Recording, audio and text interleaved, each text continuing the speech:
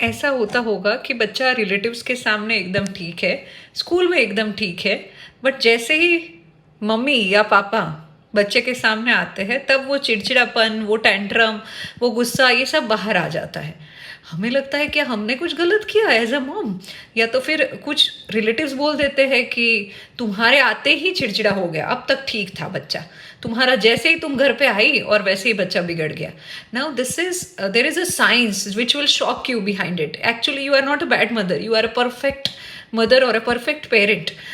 You know why? Because there is something called emotional unloading. Emotional unloading मतलब हम उसी के सामने वैसा बिहेव कर सकते हैं जहां हमें पता है कि ये मेरी सेफ प्लेस है।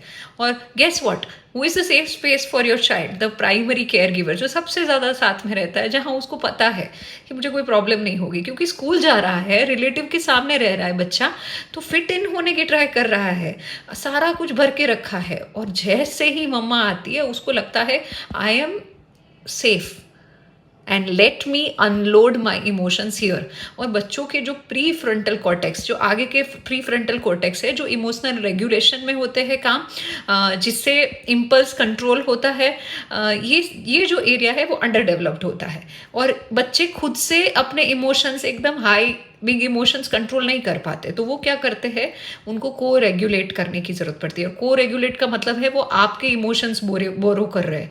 मतलब अगर उसको गुस्सा आया, उसको चिढ़ मची, और अगर आप शांत हो और आप उसको नेम दे रहे हो, पहले तो शांत हो, ब्रीथ कर रहे हो, और अगर उसको नेम दे रहे हो कि क्या हुआ बेटा, थक गया है क्या बच्चा, बहुत तकलीफ हो रही है, फ्रस्ट्रेट हो गया है, चिढ़ गया है, नींद आ रही है, भूख लग रही है, सिंपल, ठीक हो, that's it, just this calmness they will borrow it from you, and there is no need of solution. हम उनका सोल्यूशन करने जाते हैं, अच्छा तुझे ये हो रहा है तो मैं ये कर देती हूँ, that is not going to help. Instead of thinking, my child is giving me hard time, think my child is having a hard time. मुझे बस उसके साथ रहना है। Okay? And next time you think this, you will be able to handle your tantrum the best.